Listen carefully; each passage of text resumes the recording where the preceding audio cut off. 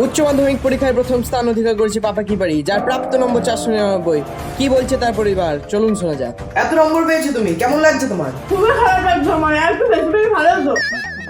দেখো মেয়েটা কত নাম্বার তুলেছে, আর আমাদের ভেড়াটা বগলের চুল, কোনো কাজের নয়। তুমি কত ঘন্টা পড়াশোনা করো? আমার মেয়ে তো আগামোটা কিছু বোঝাই না, সারাক্ষণ খালি পড়া আর পড়া। ও এত পড়া নিয়ে ব্যস্ত থাকে যে সব আমাকেই করে দিতে হয়। বাথরুমে বই দিয়ে আমি বসিয়ে দিয়ে আসি। এরপর তুমি কি করতে চাও? আমি পাইলট হতে চাই, আমি প্লেন চালাবো। দেখো তাইলে মেয়েটার কত ব্রেন, ভাবো প্লেন চালাবে বলছে।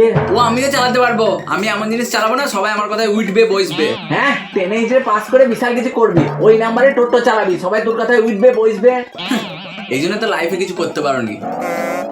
আমি ভোটে দাঁড়িয়ে মন্ত্রী অবধি রাজ্য চালাবো। তোর মতো অশিক্ষিত মালকে কে মন্ত্রী বানাবে? তুমি এখন বাচ্চা আছো বাবা, তুমি জানো না এখন অশিক্ষিত লোকগুলাই মন্ত্রী হয়ে রাজ্য চালায়। চিন্তা নাই, আমি মন্ত্রী হয়ে তোমাকে একটা পদ দিয়ে দেবো, মেলা টাকা খাওয়াবো।